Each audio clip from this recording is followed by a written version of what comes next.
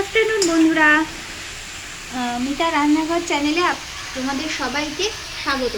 আজকে কি রান্না হচ্ছে? আজকে রান্না হচ্ছে পাঁচমিশালি সবজি দিয়ে চিংড়ি মাছ দিয়ে। পাঁচমিশালি সবজি কি কি? পাঁচমিশালি সবজির মধ্যে এতে আছে আলু, বেগুন, কুমড়ো আর গাঠি, এই দিয়ে আর এই যে চিংড়ি মাছ দিয়ে। চিংড়ি মাছটাকে প্রথমে ভালো করে ছুলে নিয়ে তাকে পরিষ্কার করে ধুয়ে নুন হলুদ দিয়ে রেখে দেওয়া হয়েছে। চিংড়ি মাছটাকে কড়াইতে ভাজা ভাজা করা হবে না, চিংড়ি দিয়েই নাড়াচাড়া করা হবে। প্রথমে সবজিটাকে পাঁচফোড়ন দিয়ে একটু ভাজা ভাজা করে নেওয়া হয়েছে। একটু ভাজা ভাজা হয়ে গেলে, একটু সিদ্ধ মতন হয়ে গেলে তারপর নুন দেওয়া হবে। কারণ নুন দেওয়া হয়েছে, নুন দেওয়া হয়ে গেছে, ওর সিদ্ধ হয়ে একটু সিদ্ধ মতন হয়ে গেছে, নুন দেওয়া হয়ে গেছে। নুন দেওয়া হয়ে গেছে, এবারে আদা বাটা দেওয়া হচ্ছে।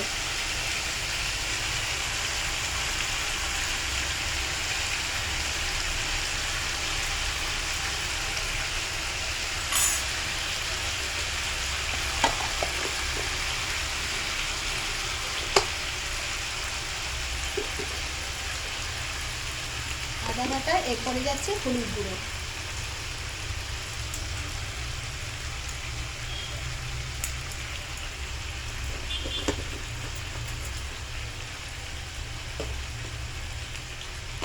এরপর দেওয়া হচ্ছে জিরের গুঁড়ো,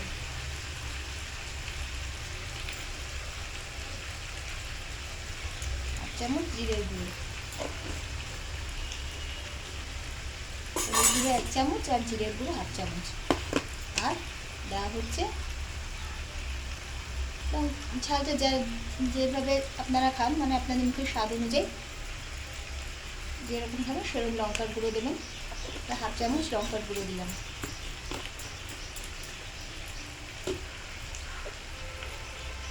এটা হচ্ছে কাশ্মীরি লঙ্কার গুঁড়ো। কাশ্মীরি লঙ্কার গুঁড়োতে তো ঝাল হয় না, কালারের জন্য, তাই 1 চামচ, পুরো 1 চামচ কাশ্মীরি লঙ্কার গুঁড়ো দেওয়া হলো।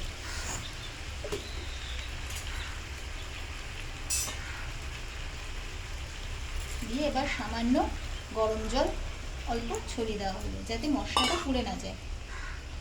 আর গরম জল সবসময়, আমি আগেও ভিডিওতেও বলেছি, গরম জল সবসময় রান্নার স্বাদ বাড়ায় আর রান্নাটা সিদ্ধ হতে সাহায্য করে। সামান্য গরম জল দিয়ে এখন সমস্ত মশলা, আদা বাটা আর সমস্ত যে গুঁড়ো মশলাগুলো দেওয়া হলো সেই দিয়ে নাড়াচাড়া করা হচ্ছে।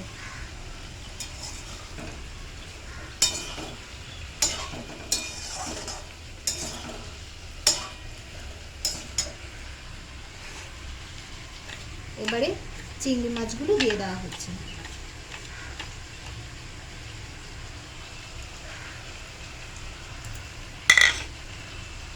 এবার চিংড়ি দিয়ে সমস্ত সবজি আর মশলাগুলো দিয়ে এবার নাড়াচাড়া করা হচ্ছে।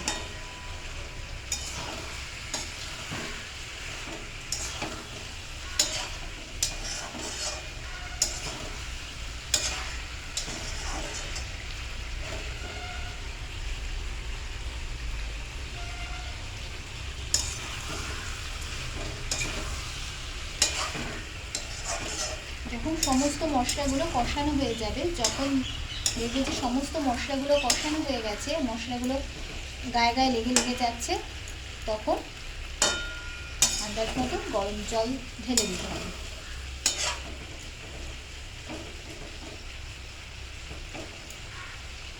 এখনো আর একটু সিদ্ধ হওয়া বাকি আছে, সেটা গরম জলে সিদ্ধ করা হবে।